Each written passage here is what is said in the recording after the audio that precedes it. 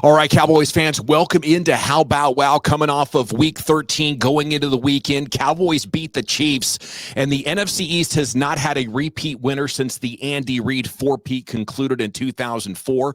For a lot of 2025, it appeared that the Eagles would surely be repeat winners, but not so fast, my friend, as we turn towards December. The Cowboys are in this thing. We're here to talk about how much, and a lot of it is due to them clearly having the best wide receiver duo in the NFL. Not even close. Take it away, Jimmy. The only thing else I got to say is, how about them Cowboys? Sir, I'm Gavin Dawson from 105.3 The Fan. He is New Bear Lesnewski, all-academic lineman at Kentucky. Buddy, how are we doing on this fine football weekend? It's a sodium-rich environment, and I just love the fact that the math is going to math where, there's a world that you live in where the Eagles fall off a cliff, and it's literally all still out there, including the East for the Cowboys. It is. It very much is. Let's start with George Pickens and CeeDee Lamb. Unbelievable the job CD did bouncing back from his second straight, very forgettable game against the Philadelphia Eagles to totally dominate, plus 50 yards of pass interference numbers as McDuffie couldn't keep his hands off them. Overreaction or not, this is not only the best wide receiver duo in the NFL, but not even close. They're both top five. When CD is not in his feelings and just out there dominating, and they're not worried about the numbers, the math, going back to that, and just play to play, drive to drive. Everyone talked about coming into this, like, how is George Pickens going to behave? And he fed some more logs onto that fire, grabbing dudes by the end. He looked like he was maybe an inch or two away from some crash outs early. And what you saw in this game was CD eating and George being ready when his number was called every single time. And that was after George struggled early with the sunlight in his eyes. So, these guys, when they're locked in, not even close. Gave us one of the best pictures, and I wish we could run highlights here without YouTube and the NFL coming together to give us a copyright strike. But just unbelievable. It's like every couple of weeks we're getting a highlight reel play like that from George Pickens, and he was quiet for a lot of it, but ended the game with absolute thunder. I just feel like, there maybe needs to be more attention to this. Maybe Fox or CBS will do a pregame sit-down interview with these guys and put a big old spotlight on it. I don't know what it's going to take, but, I don't think it's getting enough attention. This is like having Justin Jefferson and Jamar Chase on the same team. 2019 LSU in the pros. I mean, it's a Sunday. It's ridiculous to think about 6 for 88 being quiet, right? It's ridiculous to think about what this game could have been if Dak was a little bit better targeting Pickens early. And, oh, by the way, everyone just realized maybe run that play to the other side when the sun's coming through because they refused to put up drapes.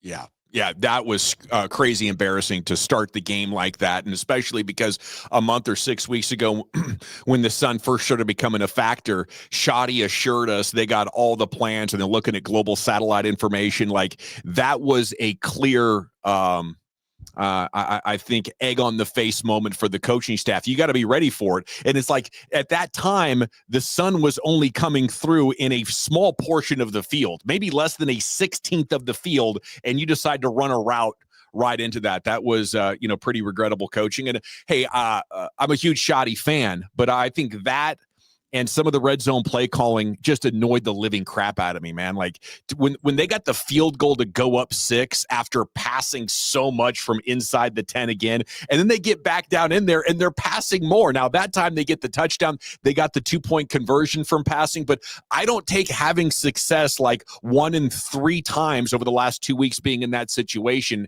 as a reason to believe that this isn't going to end up costing the Cowboys in a significant way. So that'd be my negative overreaction.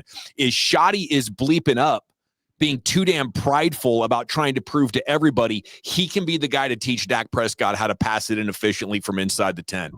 Is it crazy to think that we need more Marty Ball in this modern version of a Schottenheimer? Thank you. Especially when Javonte's the next gen stats number, if he's averaging 6.7 from the gun and you want to line up in the gun because you want to make him think you're going to throw it to these 2 wide receiver ones, and he takes a run and he only gets 1 yard, but it's worth 6 points. I don't give a fuck what his average is or if it hurts it according to next gen stats. Because another part of next gen stats and another part of actual data and winning football math is scoring more points than the other team. Yeah, no doubt about it. It's the most important thing. And I don't know if this is ego or trying to be opposite of his dad. A lot of sons have that. Like, that was my dad. I'm not going to make that mistake my dad made. He ran the ball too damn much. They talked about it during the game. When you have CD and GP, and don't forget Fergie, and shame on him for not getting that other. He tapped the 1 foot twice. You got to tap 2 foot once. One shin is 2 feet. Well, the linebacker's legs came up in between his and blocked the foot from coming down. I thought he got jobbed on that one. That should be reviewable to wait. Actually, this was a touchdown. Well, I also want that rule changed from Saturday. I just want all football to have the same rules. I don't want Friday Night Lights kicking it deep and having Devin Hester moments still when we're doing all this weird bullshit that no one really still understands and that they have to talk to coaches for a minute or two when they try to take advantage of the rules within the rules and kick it out of bounds after penalties. And that was weird. Yeah, and there's just no reason for it. 1 foot, 2 foot, one shin, whatever. Some of this stuff is just silly because we talked about this the last time. It's like, why do we even have replay if we're not going to get stuff right? But to your point, he came down on another person. He would have, could have, should have came down at all. I wonder if he hitting the other person made him think that hitting that person felt like ground. Whatever the case may be. I mean, 2 feet, toe tap. But then at the same time, why is the holder not just down taking a knee, right? That's one of the loopholes. Or there's 3 or 4 things I'm not going to digress on right now. But why is a toe tap going out of bounds? Like, it shouldn't be a catch, right? Because if you were on the end line, I don't know. There's a lot of stuff where you can really like micro detail some of the actual rules that make play calls in different parts of the field. I think the common factor that makes them all connect, and this applies especially in the NFL, is when things get weird, just follow the money, right? So the toe tap is great entertainment. It's ratings. It's points. The other thing, what else were we talking about? The kickoff rules. With the kickoffs. Yeah, they're just protecting themselves from concussion lawsuits.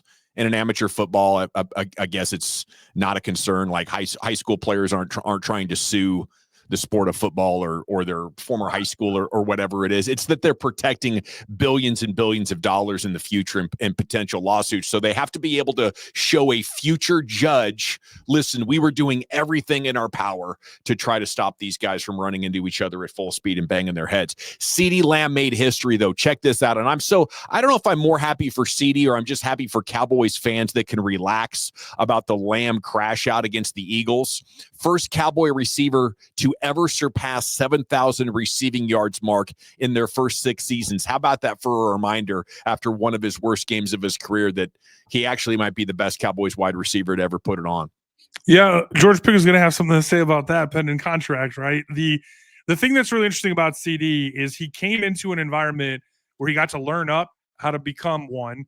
Then he was one, and he blew every number, right? 185 targets became 135 catches, became almost 1,800 yards. I mean, all the different, what a season. And you talk about all-pro and perennial 100 catch, and the numbers are going to come in this era, unlike they ever have before.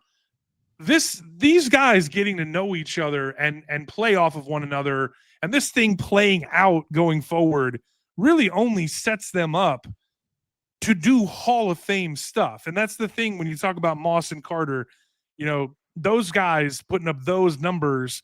T. Higgins hasn't really been able to stay healthy. Jonathan Taylor, guys like Jonathan Taylor and Alvin Harper even less. When you go back and look at Jonathan Taylor, had some much bigger individual seasons. But, Harper was that guy where clear number 2, lead the league in yards per catch, make NFC, playoff or NFC Conference Championship playoff winning plays. But then this counting stats stuff now adding up to wins and signature moments and putting them on a path, like we talked about earlier, to make the math. I think when they kind of took a step back and said, here's everything that's still ahead of us, Now they beat the Chiefs. They know they got to go beat the Lions again, and then they really do control their own destiny. I mean, you beat the Lions, and we'll be having a lot of fun talking about what is possible down the stretch. Right now, still probably a long shot. The playoff odds probably still sitting at 25% or under. But let's finish up on wide receiver here real quick before we take a look at this division and the likelihood that the Cowboys keep this incredible 2-decade streak going. I do think with Lamb, it would be an overreaction to say he figured out how to be locked in.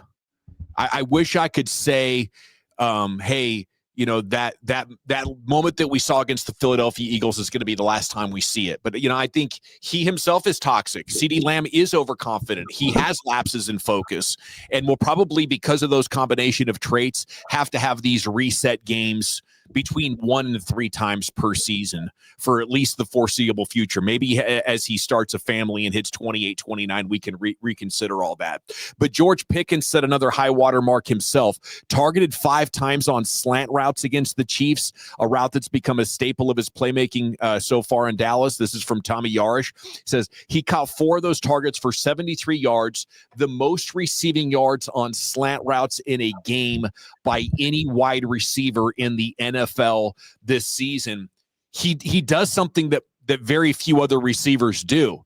He gets the ball and then stops and turns because he wants a chance. This is another soccer analogy. He wants the chance to scan everybody, read their body language and which way they're flowing, and then pick out the path like he's a pinball or like he's a canoe going down the rapids on how I'm going to be able to slalom and move. And some of the stuff that he's doing is just absolutely incredible. I don't think any coach would teach that. Coaches are going to teach, get the ball, turn up field, and get it. But with George Pickens, it works because of his next-level instincts and athleticism. You know, the thing that's really interesting when we talk about math, we talk about data, we talk about next-gen stats, is these guys are fundamentally different players. We agree on that? Yeah. They play different. They're used different. So the thing that's really been interesting to me and what we're going to have to keep an eye on, because I don't believe that these guys are looking at anything other than targets, catches, yards, touchdowns, like the traditional counting stats. I don't think CeeDee Lamb and George Pickens are sitting there getting shit from Turpin and Flanoy and goofing around in the wide receiver room, talking about their success rate and their catch percentage. So I bring that up to say this. Like, George Pickens is basically the same. His success rate is pushing 68. His catch percentage is pushing 70. And his yards per target is damn near 11. You come down to E, who's down at 9.2, which is basically his career average, a little bit higher than his career average yard per target. His success rate's barely over 50, and his catch rate's barely over 60. I don't think they're talking about that. Like, people nerding out about PFF and the like, and how you grade these receivers. You know, somehow DeAndre Hopkins was the 10th graded wide receiver in the league. I don't know if you saw that thing go viral with 15 catches the other night, which had to be a typo of some sort. But the reason I'm talking about this is because what aren't they talking about? Targets, GP's over 100. And yes, CD did miss time, but, you know, CD has like 20 plus less targets. GP has, you know, over 70 catches now, and CD's hovering around that half 100, right? 744 yards. But the most important one is what? 3 touchdowns. You want to know why Schottenheimer's refusing to run the ball on 2nd and 1 at the 1? He's trying to catch 88 up to 3 when it comes to who gets 6. Man, that is a really good point, and I just hope it doesn't cost them much more than it already has. You know, in terms of points and, you know, ability to I mean, let's just call it what it is. You got to get in the end zone with whatever it takes, or, you know, to generate confidence. I guess for as good as you are offensively, you shouldn't be struggling this much inside the top 10. And the only reason is you're intentionally not choosing the easiest path. Okay, the Cowboys are now 6-5-1. The Eagles are 8-4. Will the tiebreaker be a factor because they have a tie? I don't know, but they do have the tiebreaker. But here's what the Eagles got coming up. They got the Chargers in Los Angeles. That's huge. The Cowboys get to host the Chargers, and they are a Jekyll and Hyde group. So get them away from home. I think the Chargers are going to be very beatable for the Cowboys. Then they get the Eagles, Commanders, Bills, and then Commanders again. Now, the Eagles' magic number here is 4. You talk about the chances of winning the division. It might be better than winning the wild card because Chicago won again, Green Bay won again, San Francisco won again. Like, I don't know if your wild card path to victory is any easier than trying to win the division, but the Eagles' magic number is 4. So if they win 4 or 5, they're in no matter what the Cowboys do. But we feel like they're going to lose to the Chargers. We feel like they're going to lose to the Bills. And then they got to lose, one more of those games. No, they if the Cowboys win out and they just lose those games, the Cowboys will win the division as long as they win out. Now, I mean, Detroit's the last really tough game. Chargers at home, it's Minnesota, Washington, and New York. So much of it really comes down to this week because the Eagles are going to have to go to Buffalo December 28th. And if the Eagles come out and lay an egg against the Chargers, I wouldn't be surprised if they roll over and die and could only win 1 or 2 of these remaining games. Obviously, the Raiders one is a lock, and they'll probably split with the Commanders at worst. Well, and don't forget, Chargers will be getting Omari and Hampton back.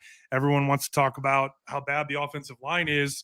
What's the best way to mitigate shitty offensive line play is to have one of them dudes toting the rock and, give them 18 inches of daylight. So there's a lot that's still out ahead of both squads. But overreaction or not, Cowboys are going to win the East. That would be an overreaction. It's still very long odds, but Cowboys could win the division. Now, it's a legitimate possibility, not just something we were having a fun thought experiment on a couple of weeks back. I mean, if they beat the line, because I think the NFL being so crazy week to week, and you never know how that ball is going to bounce or how the refs are going to call it. Vegas, like you've alluded to, follow the money. The money right now favors the Cowboys because they want the Cowboys to be relevant. That gets more eyes. That gets more dollars. So they beat the Lions. Now you look at one of those games, they're going to be favored the rest of the way. So now you look at one of those games and just watch them catch somebody on a heater or watch them, catch somebody with a bad weather thing or, just some crazy thing that happens or an injury and any of the variances or all those things coming together. Losing to Detroit brings that into play more because then you would need 2 and they're probably on the outside or they would probably lose one of those remaining games, whoever it is. Pick your favorite one and call it a day because it's going undefeated, running a table like that this year, with these teams being so week to week, you really need to win this Lions game and give yourself a little bit of room for the Eagles to trip up twice and you to be able to catch them and not have to worry about losing twice yourself. Yeah. If the Cowboys don't win out, I guess I don't see it happening, but it is really fun right now to talk about the possibilities and who knows what happens in that wild card. Once you flip to December, teams that were kind of getting by with, low efficiency, eventually over a 17-game season, not always, but usually, those things start to rear their ugly head and it's going to the matchup, right? Because you're talking about that 7 spot where you probably see them if they don't catch the Eagles and you need somebody to kind of come back to the pack. Well, in order for that to happen, you're talking about one of the other teams falling the fuck apart, right? You're talking about a team that's 9-2, 8-3, 8-4. Like you're talking about another team coming back in a very ugly, if not heartbreaking way. I mean, somebody is going to be 8, 9, 10 in there and they're going to be really pissed off that they're in Cancun. It's going to be crazy, right? Because I think 10-6-1 could leave you out. And that would probably be the best winning percentage to ever miss the playoffs. I think we probably have to look that up. But there's been 10-6 teams, who's missed the playoffs because of tiebreakers in a division. And remember the tie counts as half a win and half of a loss. So that kind of messes that up a little bit, right? So it's happened before. We've talked about like 9 wasn't going to be enough this year, and we thought that was going to be, relative to there being no great teams and this pack of squads that, there wasn't going to be who's eliminated right now? Technically, the only NFL team that is eliminated from playoff contention is New York Football Giants. That's it. I mean, literally by the math of it, the Titans are done, the Jets are done, the Raiders are done, but like technically, and you saw what happened with Joe Burrow coming back. I mean, technically, the Bengals are still alive at 4-8. Yeah, I could see the Bears losing almost every game they have remaining on the schedule. Right, and that's what I'm talking about Heartbreak Hotel, right? Where they've been winning these ones, but they dominate. And I'm not going to go too deep on. They put 281 rush yards. Monangai had 130. Swifty went over 100. I mean, they beat the Eagles. They didn't just get lucky and win this game. Hurts didn't just hurts himself and miss a couple of open dudes. Like the Chicago Bears won today, and when you think about what's ahead of them, I think if they had won in similar fashion to some of these previous weeks, like the Steelers gifted them bad touchdowns, right? And you look at all the other one-score games, they just don't go that way. Look at Kansas City last year versus Kansas City this year. Within the same year, that script flips. And if you've won 5 or 6 in a row, you're going to lose some of those down the stretch. So if that were to happen, when you talk about Packers twice, all of a sudden these plucky Browns, Niners, and Lions with their playoff lives potentially on the lines. I think that's the thing is Chicago isn't going to have the North locked up, and all of these other squads are either going to be clamoring for the North or the same conversation we're having about the Cowboys. Do you have to win the East to get in, or is there a fight for that last playoff spot? I would like to believe it. I was just looking up the Panthers schedule. They got a tough one as well. The Buccaneers twice, the Rams and the Seahawks in there. And they have one hyper winnable game. And that's in New Orleans, and the Saints aren't rolling over and dying for anybody. So you can't rule anything out. Okay. Other overreactions or not to this game. What's wrong with the Chiefs, dude? I mean, for as good as Dak played, Patrick Mahomes played just as good. It was the penalties and some drops, and all of a sudden they're looking up at the scoreboard at the end of another one of these games that they could win. They're just figuring out ways to lose. And I don't know, do they just need an offseason to reset their hunger factor? If losing the Super Bowl that way didn't, maybe another offseason, but their analytics are there. I would love to say overreaction or not, Chiefs won't win another Super Bowl until they get a serious rebuild. But my respect for what they got going down in, down out actually went up yesterday. What are you afraid of with them? That's the thing is you're sitting there saying, oh, Kareem Hunt is going to get another 25 carries just 4 days after he had 30. And I mean, Kareem Hunt's a really good player. And if he didn't have the off the field issue, we would be talking about him a lot differently, because when you look at didn't he lead the league in rushing as a rookie? I mean, this guy was a superstar shot out of a cannon, and then he had the issue where they had to cut him to save face as a franchise, and he's bounced around since then.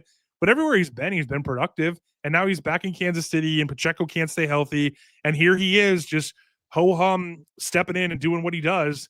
And you go, okay, well, Kareem Hunt's a nice player, Isaiah Pacheco's a nice player. Travis Kelce's old. You don't fear him anymore. He wasn't even open.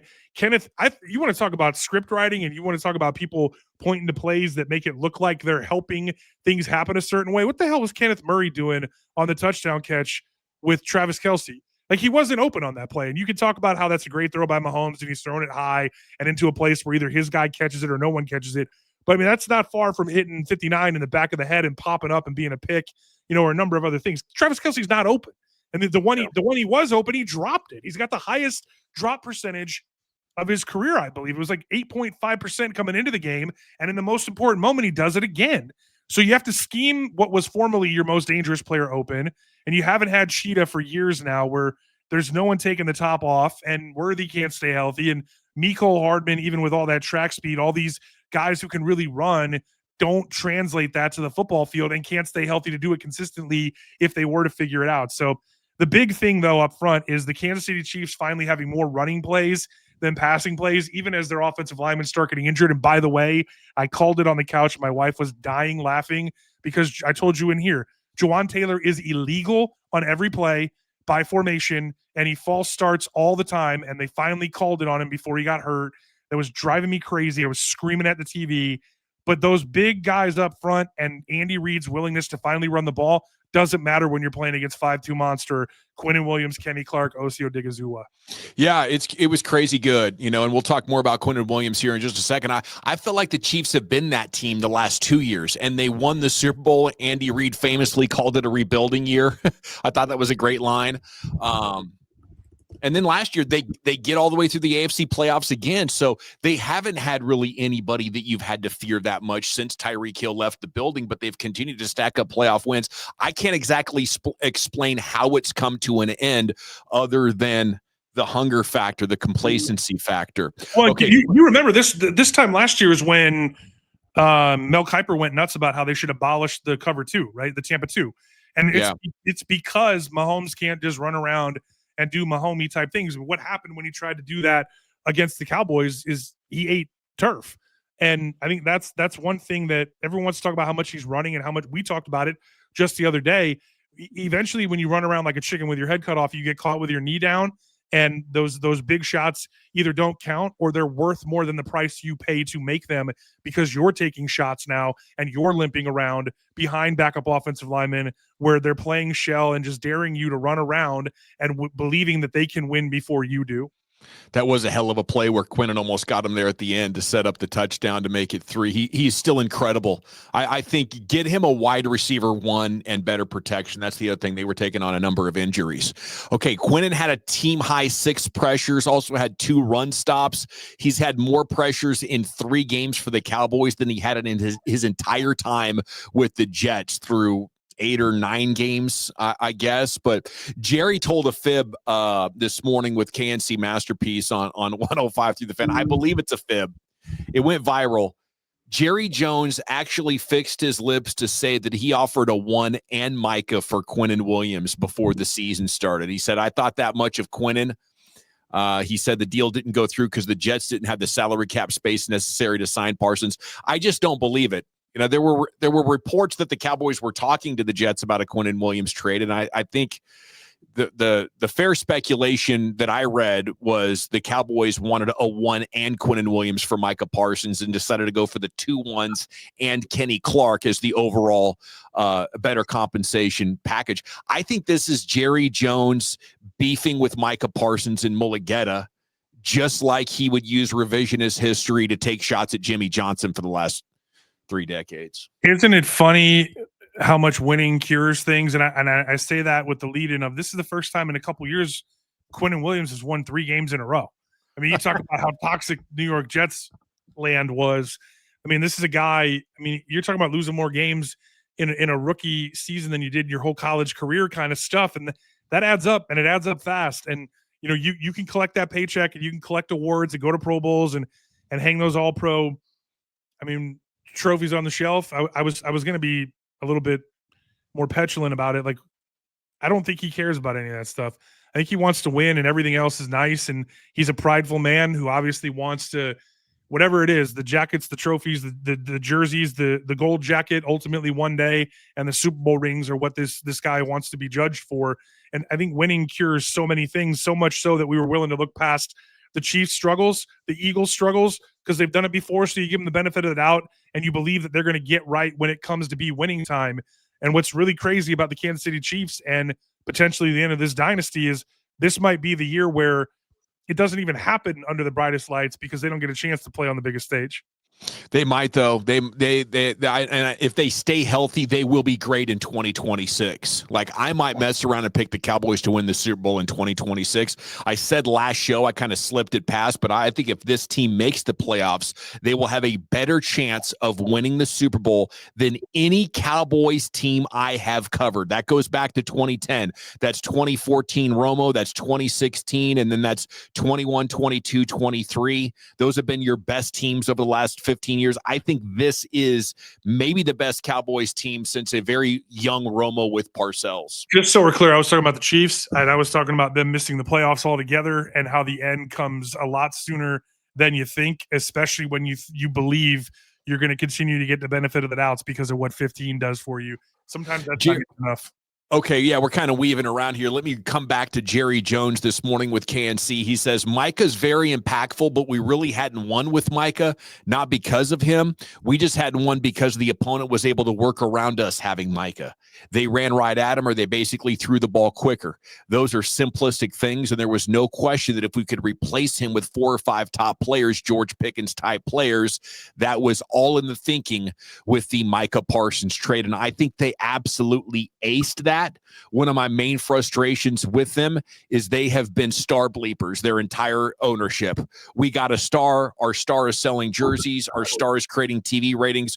We're going to start every conversation with, we're not moving on from any star players. Yeah, and the Cowboys changed gears. I think my only problem with any of this stuff is I want to be annoyed by Jerry Jones saying anything. And I want to kind of fight with you about like why you would tweak Mulligetta knowing what's ahead of you with the George Pickens potential negotiations. But can I jump in there real quick? Because I think the reason is you bleep with me, I'm going to bleep with your reputation. I am the most powerful man in sports. We're going to spread the word that Micah Parsons not that good. Mulligetta, you want to mess with me on this Pickens thing? You know, maybe we'll send him somewhere he can't produce or win. And then we'll talk about how he's actually wasn't that good without Dak. I'm pushing it even further because the players themselves are the ones out there clapping first. How many times have you seen Micah taking a seemingly innocuous report, you know, whatever you want to call PFF's grades, and be like, should I ... And then if enough people tweet and respond, he'll post something about his own stats that shows how he's better than everyone else. And he's not the only one who does it. I mean, the entire city of Cleveland does it on behalf of Myles Garrett. For years, sacks didn't matter because he wasn't leading the league in them. Now that he is, they're the only thing anyone cares about. And these players and their agents and their cities and those fans are out there talking so much junk that it's hard to take a shot at Jerry Jones or anyone else, whether they're owner and whether they're old or young or anywhere in between, because everybody's talking. So why wouldn't you join the conversation and speak your piece? Yeah. You know, I guess, like you said a few minutes back, when you're winning, it's all good, brother. You know, when you're losing, it's a problem. When you're winning, it's swag. It's cool. It's whatever your generational buzzword is. When you're losing, it's bitch moaning and complaining because you're being a bitch. It is, dude. You got to win for it to look right. Okay, speaking of winning, Eagles haven't done that in a couple of weeks. You have to wonder now if giving up a 21-point lead, being scoreless in the final 41 minutes, then having 3 points at halftime against Chicago has eaten a massive hole in that team's chemistry. I believe their chemistry is at an all-time low. Lane Johnson's still out with the Liz Frank foot sprain. That's a major factor as well. Historically, if Lane Johnson is out, so is the Eagles' entire offense. I don't know how one right tackle can be that important, but he has been.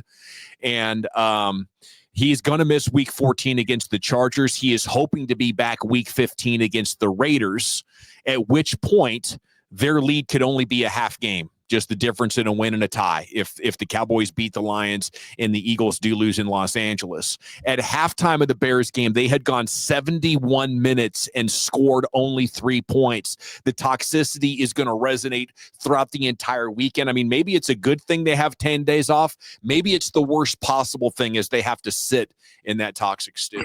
Well, Darius Slay talked a lot about this early when, you know, Pittsburgh was struggling with his new team, about how his former team was really anything like this happened and they came out of it and they never looked back and they never lost again. And that's what I was talking about a little bit ago about the benefit of the doubt type stuff. And, you know, I've been in here and I will praise Jalen Hurts for what he is, which is a winner and a guy who doesn't care about anything but winning. I think that Quinnen Williams and him are both Alabama guys. The dub comes first. The stats matter less because if you win, everything else is going to come. The money, the fame, the girls, the accolades. I mean, how many times we talk about Derek Jeter or pick your sport, your position, your favorite or least favorite team.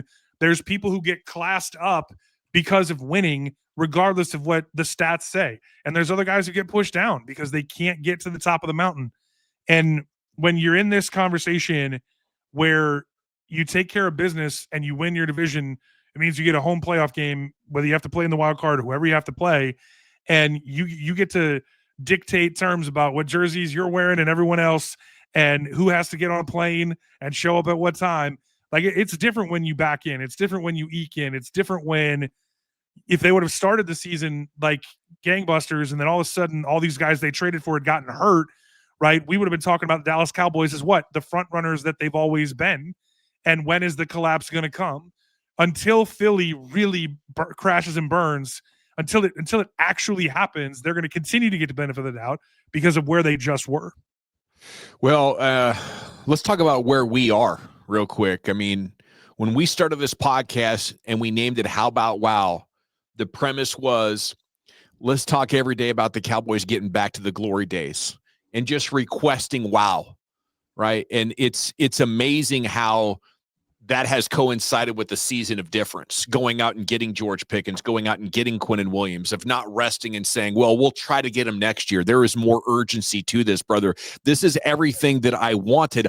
I didn't realize in season 1 of this podcast, we would already be, experiencing it to this degree. So I do want to recognize the Cowboys front office, the Cowboys coaching staff, and the Cowboys players for giving us that first sniff of real wow here on the show. And what's really cool about it is inside of the wow and everything George Pickens is doing, that you put it on a billboard, right? Times Square level highlights. Everything else is coming from the inside out. They took a guard at 12 and they traded Micah for a bunch of D tackles, right? And then, oh, by the way, at the same time, Malik Davis, 43, went 43. Where's Jaden Blue in all this? They got a kid who's got a little bit of a maturity problem. They ain't letting him see that he doesn't get a helmet just because he can go 4.25. So you talk all the time. How do you play? How do you do it now and set yourself up for next? Sometimes that's hoarding picks. Pittsburgh Steelers trying to go that way. And sometimes it's, giving someone the benefit of the doubt, maybe making an excuse to get somebody on the field because you need a little bit more speed. And it's hard to say we're going to get better right now by not playing someone who could help us. And I think the way that they are evaluating, look at the Kaiir Elam move. You're talking about a former first-round pick that you gave up something for, versus a guy that you went and got for less and who is less by the Underwear Olympics. He's making plays for you. He gets rewarded. There's a lot to love about year 1 of Schottenheimer. Including maybe Trayvon Diggs back this week. That's another one of the things Jerry Jones said this week. Maybe the defense will just get a half tick better. I mean, I like Carson and Rebel, but I would feel more comfortable if their role didn't have to be as much as it is, because there are going to be growing pains there. You mentioned Malik Davis. I waved goodbye to Jaden Blue. It should be noted Malik Davis is Jaden Blue. Like, early in his career, the coaching staff hated him. That's why we hadn't seen him in a while until he showed back up in Oxnard about 2-3 weeks into training camp this year. Now a professional. But I think his presence is the lightning to Javonte Williams' thunder. And going into the draft next year, we don't need to draft anybody. The Cowboys don't need to sign anybody else. Just bring back Javonte Williams, have Malik Davis. Keep your fingers crossed that Jaden Blue figures it out. Find some other undrafted guys or a veteran to play. You got Phil Maffa still in here. You got Hunter Lipke. Like, running back room is locked in. Salute to the Cowboys for pulling that off. You know what I was thinking about too? I hope the Jets tag Breece Hall a little bit, because it'll be the same conversation next year. So let's say Javonte gets hurt or he wears down, or everything that you just said is dead ass wrong, and Jaden Blue is in Cancun permanently, and there's just nobody left. You just go trade for Breece Hall. And it's the same conversation a calendar year later, and he's on a franchise tag, and then you let him play and find out if he's got the juice, and then you extend him or you don't. Like, the winning thing that is so fascinating, right, is you go, when do you get greedy? When you win, when you're right, at what point do you we turn the volume up to 11 and say, Breece Hall, that's where the idea for that came from, where I'm just sitting here thinking to myself, we've talked before about Javonte being a guy who wouldn't mind splitting carries or who wouldn't mind shouldering the load, or how do you take two guys to give you different dynamics and continue to evolve this thing based on what you do or do not do with the 3 money, right? And the thing that's so cool about acknowledging everything that you acknowledged is I don't necessarily think we thought, not just because of how the season started with some of the games that they lost they should have won and quite frankly might come back to haunt them still, but just being year 1. Brian Schottenheimer never been a head coach before, certainly not in Dallas, right?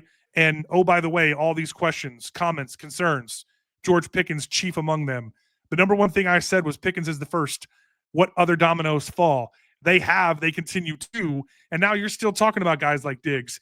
When Revel went down, I went, oh no, because I thought maybe they brought it back too soon. Turned out just to be a thing with the knee brace. That kid looks like a winner, looks like a hit. And you start talking about continuing and doing that moving forward, then we're talking about a whole lot more than just one season of any of this.